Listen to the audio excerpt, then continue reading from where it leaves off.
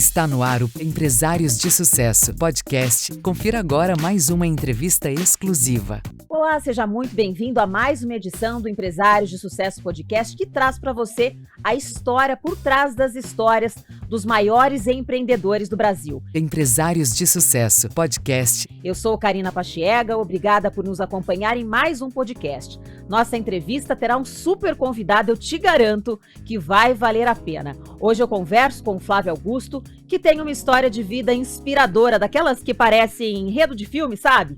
Flávio Augusto nasceu na periferia do Rio de Janeiro, estudou em escolas públicas, participou de ações sociais, teve contato muito próximo com crianças em situação de vulnerabilidade. Aos 19 anos, ele trancou a faculdade de Ciências da Computação para vender cursos de inglês.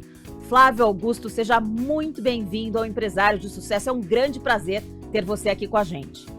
Oi, Karina, obrigado. Um prazer é meu. Um abraço a todos que nos acompanham aqui. Flávio, vamos voltar no tempo? Me conta o contexto em que você vivia aos 19 anos, quando você tomou a decisão de parar de fazer a faculdade para empreender. Então, quando eu tomei essa decisão, foi quando eu quando eu arrumei um primeiro trabalho, que eu não posso chamar de emprego, porque não tinha nem carteira assinada, mas foi minha primeira experiência profissional, que foi como vendedor. Então, eu comecei a vender curso de inglês e naquela atividade que eu comecei a realizar, vendendo o curso de inglês, eu me encontrei, eu me despertei para a área de vendas, algo que não estava ainda no meu radar como um futuro profissional. Eu estava na faculdade de Ciência da Computação, então era uma área completamente diferente. Mas juntou a eu ter me apaixonado pelo trabalho e os resultados positivos que eu estava alcançando naquela largada, logo no início que eu comecei a trabalhar, com a minha vontade de me casar com a Luciana, era uma minha namorada que tinha 15 anos, eu tinha 19, ela tinha 16 já nessa época, com quem estou casado até hoje. Então, minha vontade de casar com aquela paixão, as duas paixões, né? A paixão pela Luciana e pelo trabalho me fez trancar a faculdade para poder seguir um caminho diferente. E naquele momento, como é que você fazia a venda? Você conversava com as pessoas na rua, você tinha um escritório, como é que era a abordagem? Não, eu tinha um escritório bem bacana, ele ficava... na verdade, eu tinha dois escritórios, né? Já no início, dois escritórios muito bem montados. Um ele ficava no aeroporto Santos Dumont, que era um orelhão, que era um telefone público, não é? Ali era meu escritório, um telefone público. E na época, o telefone público, a gente usava ficha telefônica, não era nem da época do cartão ainda. Mas eu também tinha um outro escritório, que era dentro de uma loja de departamentos, na Mesbla, antiga Mesbla do Rio de Janeiro, para onde eu ia. E tinha uma cadeira muito confortável, porque a gente pegava, era um lixinho que tinha assim, eu botava a pasta em cima, eu sentava ali, porque eu ficava horas em pé, trabalhando no telefone público, de onde eu falava com os potenciais clientes, marcava as visitas, ia lá fazer a apresentação na escola, na casa da pessoa, ou então no trabalho, visitava as empresas.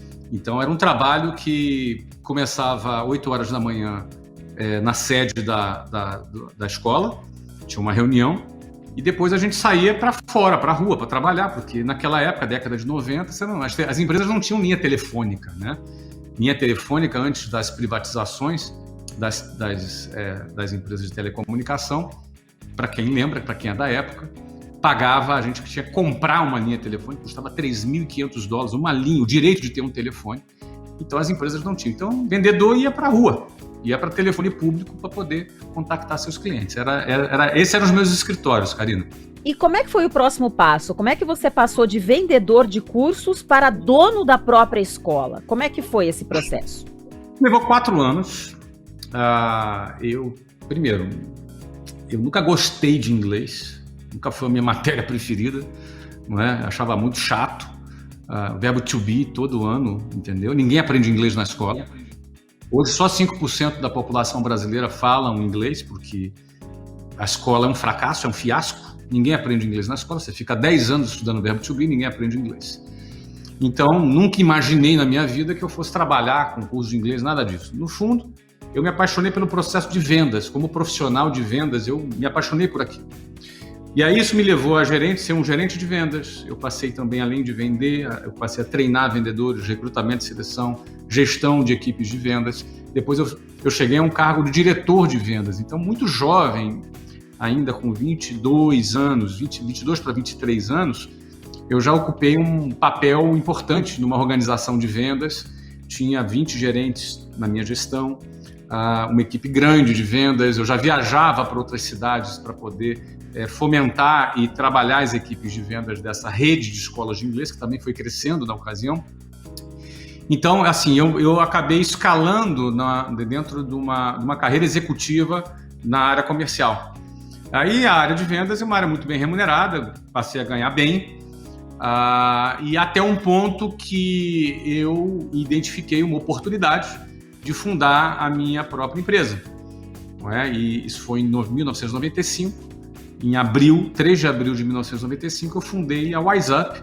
A primeira escola da WiseUp foi no centro do Rio de Janeiro, que foi a minha primeira empresa. Eu, apesar de ganhar bem, como vinha de família muito simples, não tinha herança, não tinha apoio dos meus pais, a não ser um apoio moral, apoio financeiro não tinha como, e não tinha tido tempo suficiente para acumular capital, então precisei pegar um empréstimo baratinho no banco, no meu cheque especial, pagando 12% de juros ao mês, que foi uma parte importante do capital que eu iniciei a minha primeira escola, que foi no centro do Rio de Janeiro, em 1995. E dessa primeira escola, como é que a coisa foi crescendo? Depois que você pagou esse empréstimo, se livrou aí desses juros aí altíssimos, como é que a coisa foi ganhando força nesses primeiros anos da escola? Então, eu abri a primeira escola em abril de 95. Em dezembro de 95, eu abri a primeira filial. Foi em São Paulo. A gente pegou um andar inteiro na Avenida Paulista. Era muito arrojado, era muito ousado essa decisão. Até hoje é muito caro isso, mas foi a nossa principal escola. A gente abriu São Paulo 8 meses depois. Depois nós abrimos Porto Alegre, abrimos Salvador, abrimos Belo Horizonte. Nós abrimos 24 escolas nos primeiros 3 anos. Então foi uma média de uma nova escola inaugurada a cada 45 dias. Foi realmente um ritmo alucinante, todas as escolas próprias. As 2 primeiras ainda a gente usou o empréstimo baratinho lá de 12% ao mês, só para... A gente está falando para uma audiência qualificada, mas eu estou sendo bastante irônico aqui, 12% ao mês é um absurdo, mas não tente fazer isso em casa, não recomendo. Era meu único recurso. E a partir da terceira escola já era com os recursos provenientes do caixa gerado dessas próprias 2 escolas que eram muito rentáveis e que a gente foi financiando esse crescimento. Então, até 1998, nos 3 primeiros anos, a gente abriu 24 escolas próprias. Em 1999, a gente organizou nossos processos, trabalhou mais algumas padronizações de processo, implantou alguma coisa de tecnologia ainda muito restrito, mas alguma coisa que estava ali no meu alcance ainda naquele momento, estava aprendendo muita coisa, porque um ritmo de crescimento desse, você por um lado cresce e por outro lado você vai aprendendo a gerir aquilo que você está crescendo. É como primeiro você salta de paraquedas, depois você costura o paraquedas para poder você cair, porque no fundo você tem muito que aprender ao longo desse processo. Eu passei por esse processo, funcionou bem comigo, porque na medida em que eu precisava em lidar, em ter acesso a determinadas informações, por outro lado eu buscava essa informação, buscava me qualificar. Então era um crescimento que por um lado a empresa crescia e por outro eu também cresci. Então nós crescemos juntos nesse processo. Em 2000 a gente começou a fazer franquia. Foi quando a gente mudou o nosso formato de expansão de escolas próprias para franquia. E a gente começou do ano 2000 e fomos até 2012 nesse processo. Foram 12 anos de expansão e a gente chegou em 2012 com 396 franquias, quando nós, em fevereiro de 2013, no dia do meu aniversário, 7 de fevereiro de 2013, a gente assinou a venda da nossa empresa para um grande grupo brasileiro. Na época foi a Abril Educação, que comprou a WiseUp, né? Uma transação, uma das maiores que se teve até aquele momento no setor de educação no Brasil, né? Bom, só que depois de 3 anos você decidiu recomprar a empresa. O porquê dessa decisão, Flávio? Isso mesmo, em 2016 eu reassumi a WhatsApp depois de ter vendido a empresa em 2013, não é? E apareceu a oportunidade, né? Nem sempre, quando eu vendi, não achei que eu fosse vir a recomprar, tanto é que eu me dediquei a outros projetos, né? Trabalhei, fundei outros projetos, comprei outras empresas nesse período, ali nesses 3 anos, mas vamos entender que entre 2013 e 2016 muita coisa mudou. A primeira delas que mudou é que quem nos comprou, infelizmente, faleceu. O proprietário da empresa, do Grupo Abril, Dr. Roberto Tivita, faleceu meses depois da compra. A família não tinha interesse em dar continuidade no negócio, colocou todo o negócio à venda. Então, nossa empresa, que tinha sido recém-vendida, ficou nesse limbo, né, por 1 ano. 1 ano e meio depois foi recomprada por um grande grupo, que levou mais uns 6 meses para se dar conta do processo de todas as empresas que adquiriram. E no meio desse processo também teve impeachment de Dilma, início de recessão econômica. Então, essa combinação de instabilidade política, recessão econômica, o limbo, a morte do comprador, mas a venda para uma nova empresa abriu uma janela de oportunidade para que eu recomprasse por um preço bem menor. O Brasil era outro Brasil, a WhatsApp era outra WhatsApp. Então nós recompramos, teve essa oportunidade, eu fui procurado, me foi oferecido, eu achei que fazia sentido e a gente recomprou. E de lá para cá tem sido muito gostoso essa nova fase.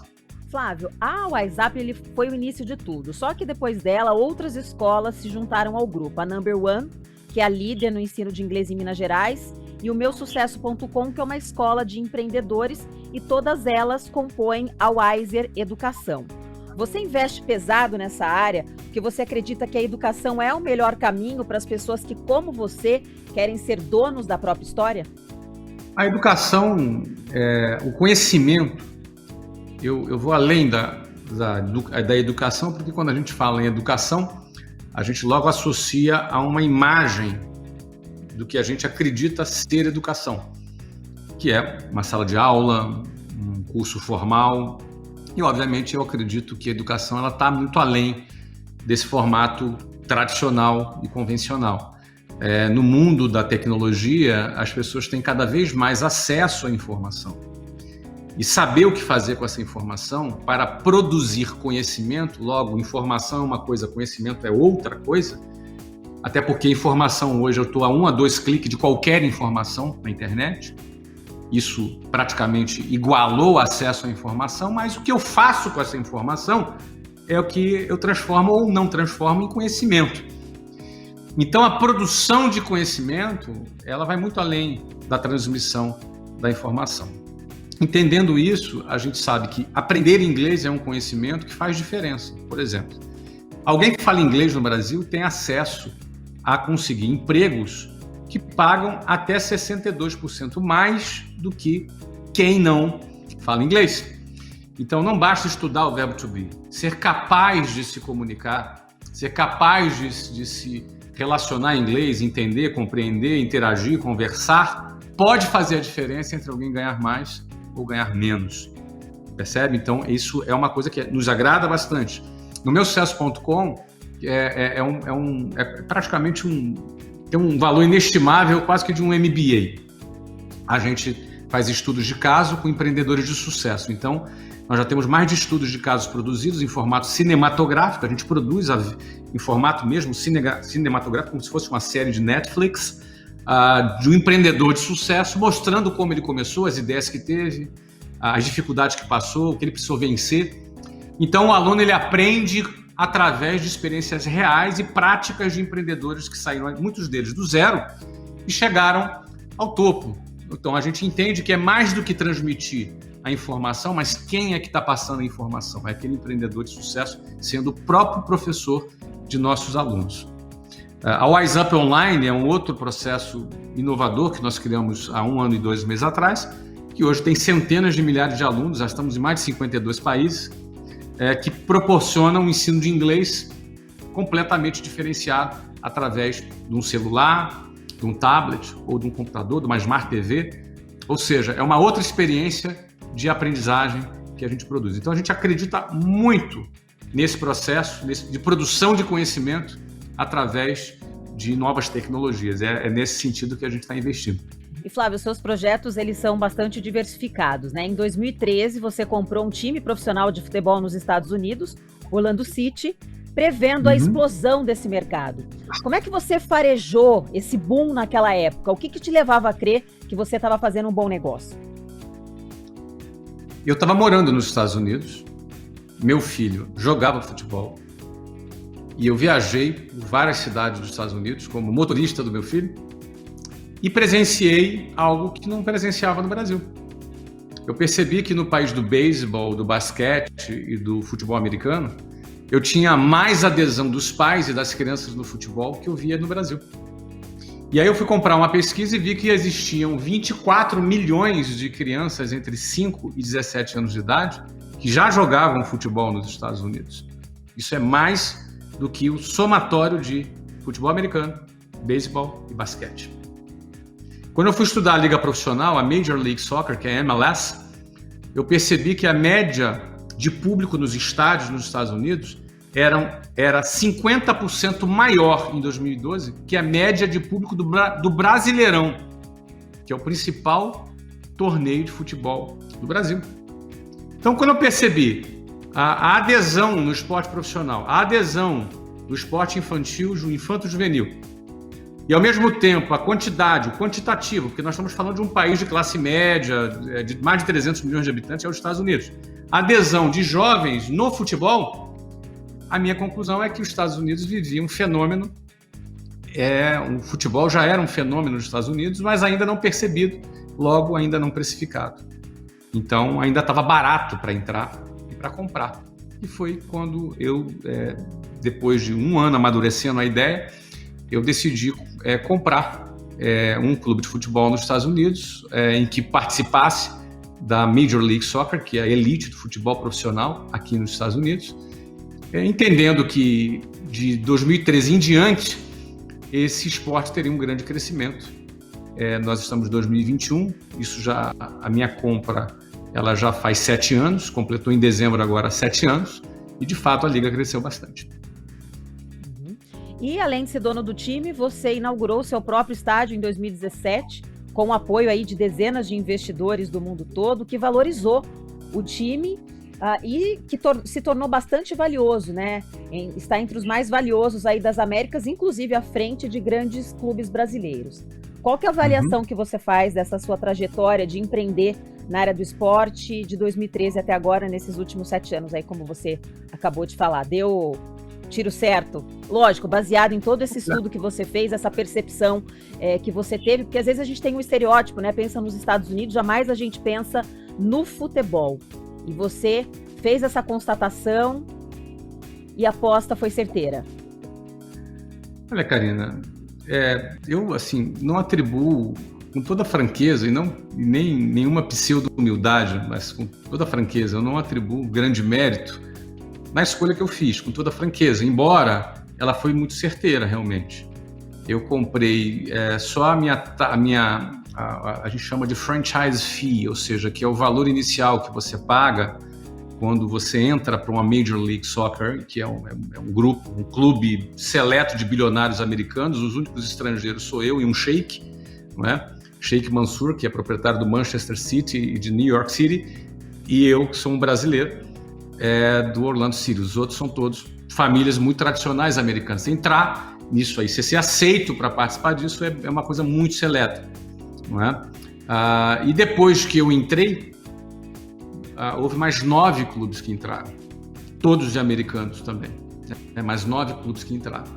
Então, falando objetivamente sobre da parte financeira, desde quando eu entrei investindo só na parte do franchise fee $80 milhões. A última franquia entrou pagando $320 milhões. Então, obviamente, nós estamos falando 80 de 20, agora a gente fala 320 de 29. Então, obviamente, houve um crescimento sensacional na liga, né? Como você mencionou.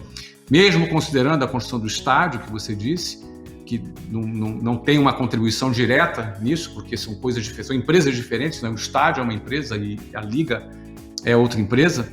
Você viu que a liga por si só, o futebol no país, ele teve uma grande valorização. Então, foi sim um tiro certeiro, mas com toda franqueza, não foi algo que eu, enfim, construí ao longo desse tempo, sendo bastante franco, porque eu acho que o maior mérito aí foi o timing, né? Acho que timing em negócio é muito importante. A hora certa de você entrar no negócio, a hora certa de você sair do negócio, o timing é muito importante. Então eu acho sim que eu fui bastante feliz no timing de entrada nesse negócio. Eu acho que se resume a isso, né? O timing.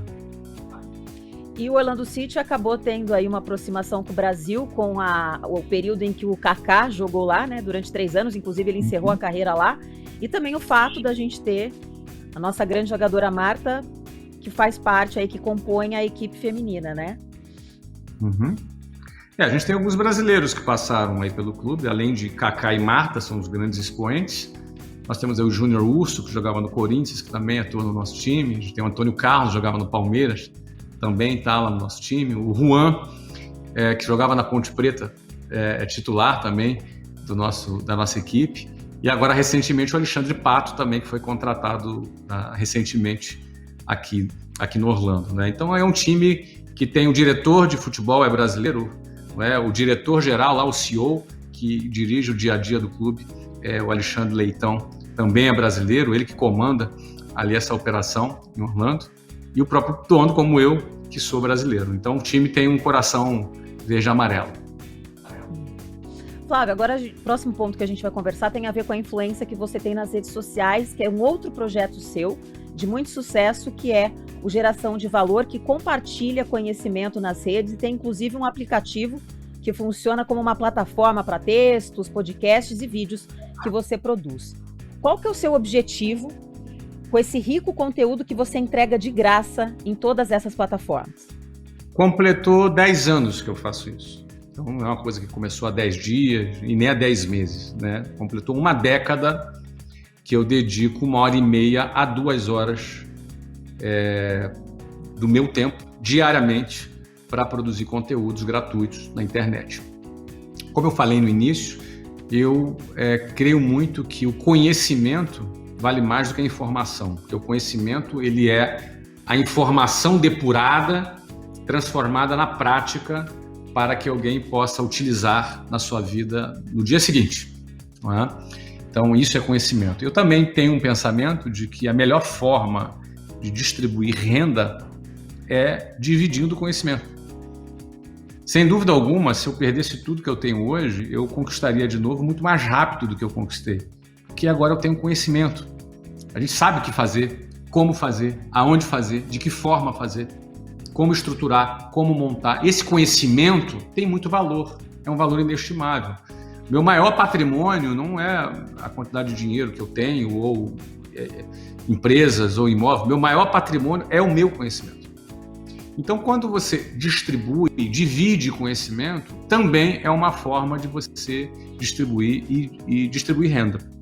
Muito mais do que simplesmente dar dinheiro.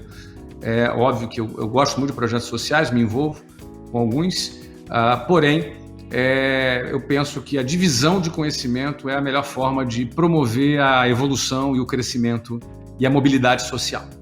E a gente fica impressionada quando vai ler a seu respeito, né? A quantidade de projetos que você criou, projetos extremamente relevantes, de impacto na vida das pessoas. Falando agora do projeto social Gerando Falcões, que é feito em parceria com outros empresários sob a liderança do Eduardo Lira. A missão desse projeto é dar oportunidades para jovens das periferias das grandes cidades. Quais são essas oportunidades? Bom, primeiro, o Edu é um amigo querido, amigo queridíssimo de pelo menos mais de 10 anos, né? O Edu tem um coração que arde, é um cara que veio lá do meio da periferia mesmo, do meio da favela.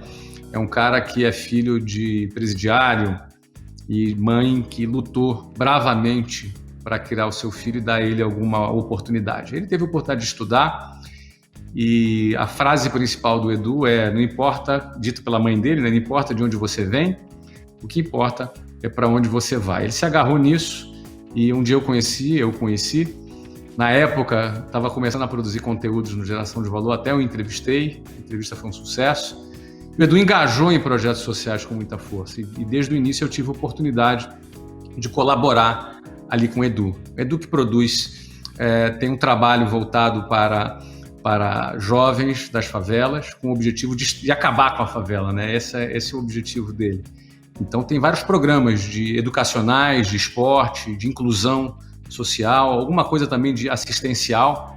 Nessa época do Covid, ele fez uma distribuição de cestas básicas sensacional, arrecadou bastante dinheiro aí na sociedade. Edu é um grande expoente, eu tenho certeza que Edu vai aprontar muita coisa no Brasil ainda. E no que consiste esse projeto? Desculpa, só para concluir, ainda conto com a ajuda e investimento de alguns colegas, né? Também o Jorge Paulo Leman, com o Guilherme Benchimol, e vários outros empresários aí que estão engajados também no processo, né?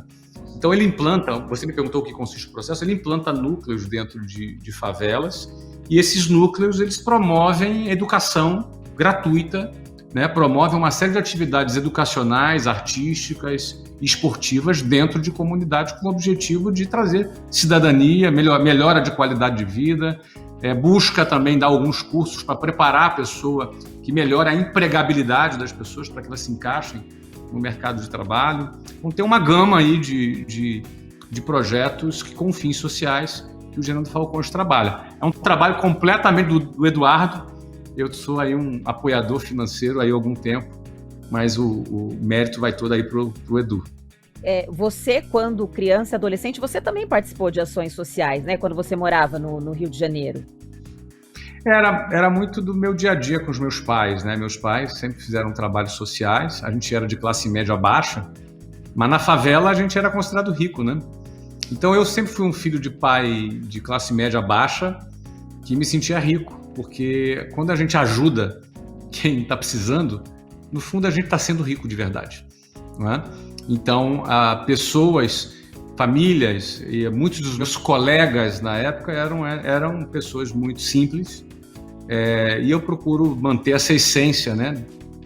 Mesmo tendo me distanciado tanto dessa realidade, pela realidade que eu vivo hoje, mas eu procuro guardar bem apertadinho ali as 7 chaves, essa essência, porque esse é o Flávio, assim, a minha visão de mim mesmo, que eu admiro, que eu gosto, que eu tento cultivar por mais tempo.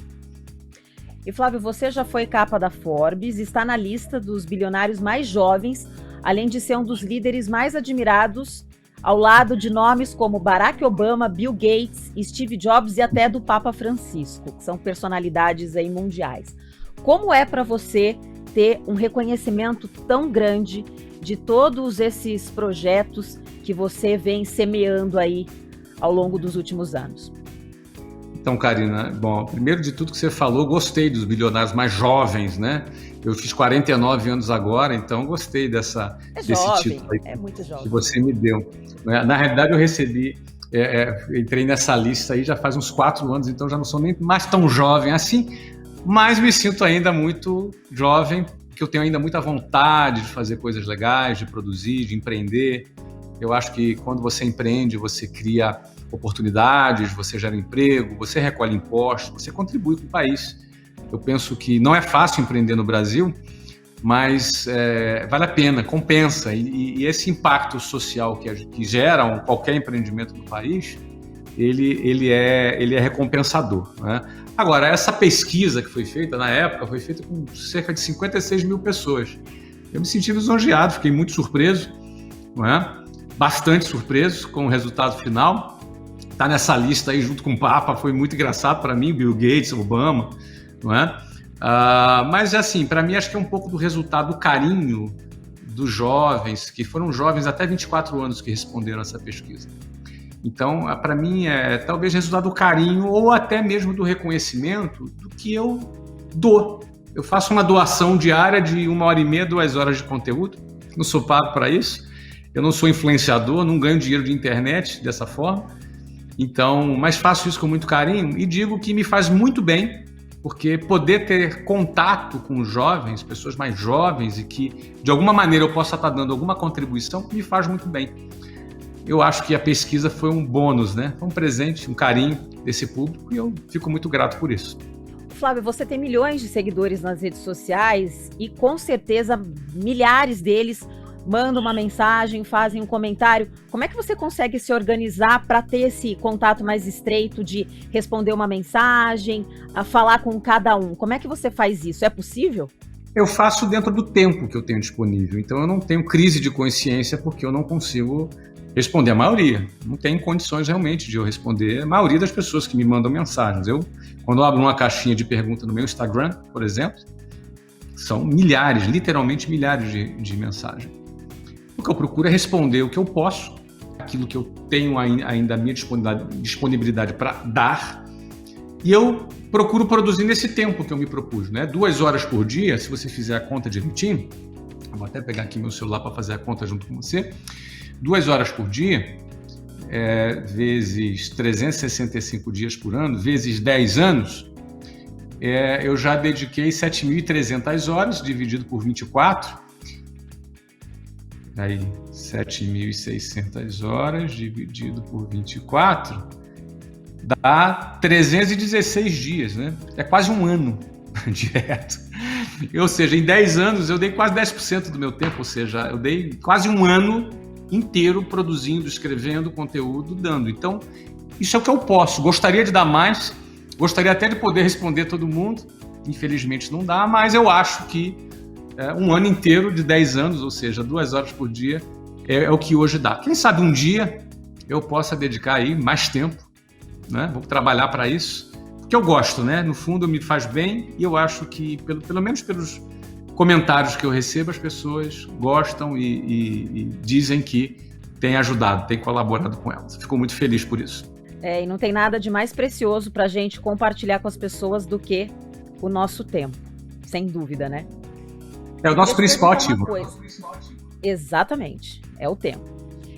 Nessa troca com as pessoas nas redes sociais, surgiram aí histórias que te chamaram muito a atenção e que você chegou a estreitar o seu relacionamento com esses empreendedores? Sim, nós temos pessoas que criaram negócios e que são negócios super bem-sucedidos. Outros que trabalham comigo hoje, que são franqueados, que são parceiros de negócios. Então, tem muitas histórias muito interessantes. E a gente, no fundo, para nós também, acaba sendo um canal, né, uma peneira para a gente encontrar talentos, também acaba acontecendo. A gente tem alguns projetos que a gente investe dinheiro nessas pessoas, que nós chamamos de Universidade da Matrícula, por exemplo. São pessoas que fazem com a gente esse programa e muitos deles se tornam franqueados da WhatsApp com investimento, com aporte financeiro nosso. São pessoas que acabaram vindo dessa relação de internet que a gente tem. Então, sim, tem muitos casos. E mesmo pessoas que não trabalham com a gente, não empreendem com a gente, mas que também acabaram desenvolvendo seu próprio negócio. Temos aí vários depoimentos desse também. Eu fico sempre feliz quando vejo uma história dessa. E Flávio, uma pessoa empreendedora como você não para, sempre tem novos planos em vista, né? Quais são os próximos projetos que você pretende realizar? Você pode contar pra gente? Posso. Nesse momento, Karina, a gente tem uma avenida de expansão e crescimento muito grande dentro da Wiser Educação. Então, só nesse projeto, é um projeto que, você vê, a gente está em 52 países, a gente está expandindo muito, a gente está matriculando centenas de milhares de alunos. Nossas edtechs, nós somos uma empresa hoje voltada muito mais para tecnologia. Temos também as nossas escolas presenciais, continuamos tendo, mas temos uma área de tecnologia muito forte. Então, o nosso crescimento é muito acelerado, muito sólido. Nós somos uma empresa muito rentável e que o plano de expansão dela está muito bem definido, muito bem desenhado, com base em crescimento orgânico, com base em aquisições, que também vamos realizar no mercado. Então, assim, a gente tem um privilégio de trabalhar num negócio em que a gente pode diversificar dentro do próprio negócio. Então, no momento, o nosso foco está absoluto, 100% nesse projeto. E Flávio, eu queria te fazer uma pergunta, que é o seguinte: o que o empreendedor pode tirar de bom, de positivo, do momento da pandemia para o seu negócio? E até já pensando aí no pós-pandemia, o que fica de positivo? Bom, eu para falar do positivo, eu preciso fazer um disclaimer aqui, preciso dizer que a pandemia é um desastre para qualquer empresa. nenhuma empresa estava preparada para fechar, para ficar fechada, não é? Para demitir ou para fechar suas portas. Muitas empresas fecharam, muitas empresas quebraram, porque esse contexto de pandemia não é um contexto favorável para absolutamente nenhum negócio. Então, assim, dito isso, é importante entender que no meio desse caos, algumas oportunidades acontecem. Sejam elas oportunidades de mercado, ou sejam elas por bem ou por mal do empreendedor se reinventar. Eu digo por bem ou por mal, porque alguns podem ter feito isso voluntariamente e outros não tiveram alternativa, tiveram que fazer. Mas por bem ou por mal, acaba se tornando uma oportunidade.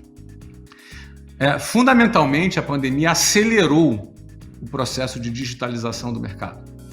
As pessoas estão mais digitais, as pessoas, elas, desde a senhorinha que ia na quitanda comprar a verdura, agora ela pode fazer isso por um aplicativo. Então a digitalização acelerou e muito, muito rápido. E junto com ela, vem as oportunidades das empresas que já estavam posicionadas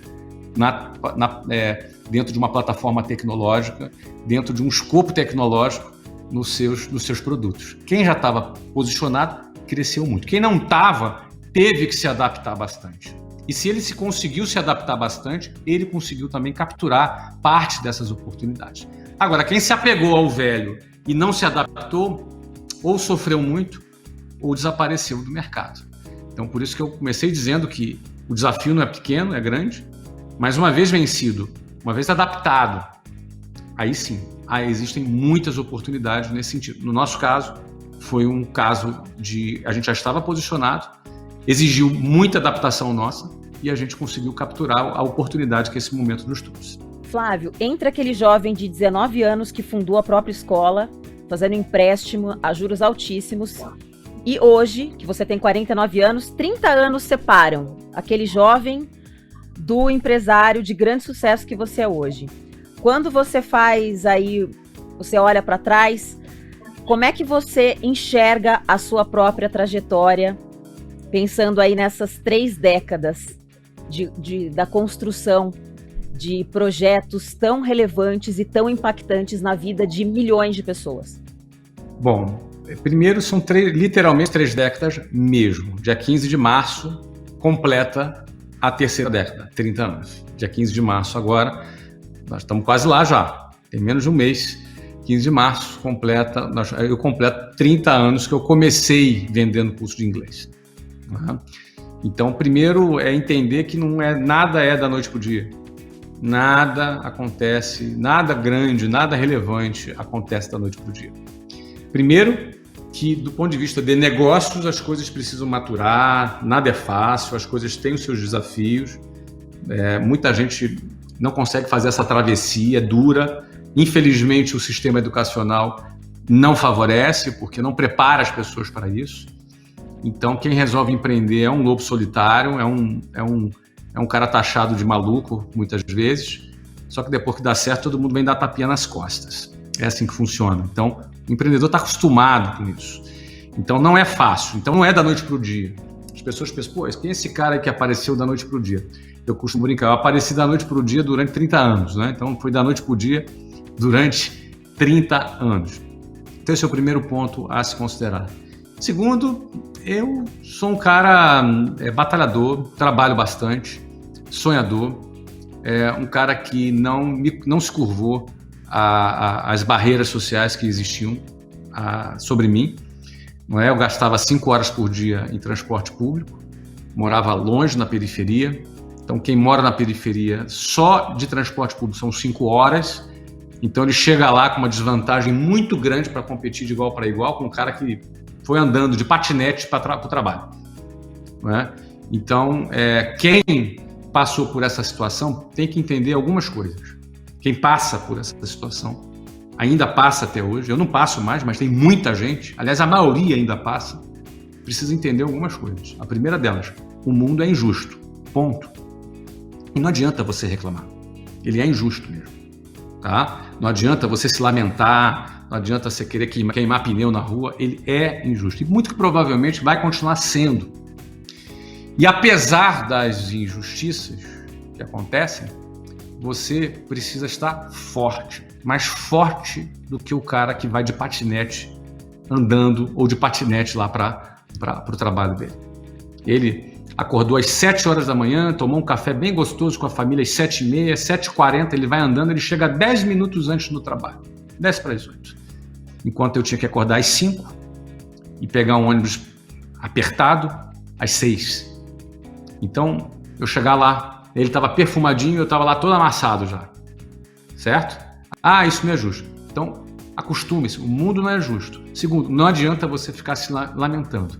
Se você se vitimizar, você vai sucumbir na sua vitimização. Você tem que ser guerreiro, você tem que lutar. Você tem que estar disposto a sair disso. E terceiro, se você quer resultados convencionais, siga caminhos convencionais. Você vai ver pessoas dentro do ônibus, lá, que estão lá há 20 anos dentro daquele mesmo ônibus. São pessoas dignas, batalhadoras também. Mas se você fizer a mesma coisa que elas, daqui a 20 anos, você vai continuar dentro do ônibus também. Então, se você quer alguma coisa fora do convencional, não é? Então você tem que ir por um outro caminho. Só que fora do convencional tem dois lados, né? O lado do mal e o lado do bem. O lado do mal você pode roubar ou assaltar um banco, é fora do convencional, né? Não te sugiro isso, entendeu? O crime não compensa. Vai para o lado do bem. O lado do bem você vai ser um atleta, você vai ser um artista, você vai ser um empreendedor. Isso é fora do convencional. Para sair do convencional, você tem que ter a coragem de sair do convencional. Coragem de assumir o risco de não seguir o fluxo comum que a sociedade te impõe. Porque se você seguir o fluxo comum, você vai ter resultados comuns. Então, trabalhar com vendas foi fora do fluxo comum. Largar a faculdade foi fora do fluxo comum. Ter me casado aos 20 anos foi fora do fluxo comum. Largar um emprego que eu estava ganhando bem para abrir uma empresa aos 23 anos foi fora do fluxo comum. Ter morado em 7 países como eu morei é fora do fluxo comum. Então, se você quer ter resultado fora do fluxo comum, você vai ter que pegar caminhos fora do fluxo comum. Se você quer ter resultados diferentes do comum, você precisa sair do fluxo comum. Tem riscos? Tem. É verdade, tem risco. Do outro lado tem também. Tem de você estar daqui a 20 anos, estar no mesmo ônibus. Não é? Ali ocupando talvez uma posição de destaque dentro do ônibus. Você vai ser aquele cara que vai organizar o amigo secreto dentro do ônibus. Que tem assim, né? Quem é da periferia pega sempre os ônibus com as mesmas pessoas. Tem amigo secreto tudo. Eu lembro que eu andei algum tempo nesses ônibus e eu pensava, eu não quero estar aqui. Nada contra quem pega ônibus, tá, gente? Nada contra isso. Só que cá para nós, 8 pessoas por metro quadrado é desumano. Então eu quis sair dali. Eu não quis ficar ali dentro. Então, para você que ainda está nesse processo, você precisa também, para sair daí, você tem que pensar nessas três dicas aqui que eu te deixei e espero que eu tenha te ajudado. Flávio Augusto, muito obrigada pelo seu tempo. Adorei a nossa conversa, conhecer aí os bastidores da sua trajetória, aí das suas lutas, dos seus desafios. Você é uma grande inspiração para as pessoas que querem ser protagonistas da sua própria vida, que querem vencer e que acreditam nos seus sonhos e que são capazes de realizá-los. Muito prazer em ter você aqui. Muito obrigado, Karina. Muito obrigado. Parabéns pelo podcast. Espero que faça muito sucesso. E um abraço a todos aí. Um abraço, Flávio. Essa foi mais uma edição super especial do Empresários de Sucesso Podcast. Obrigada por você que nos acompanhou, obrigada pela sua audiência. Até a próxima. Tchau, tchau.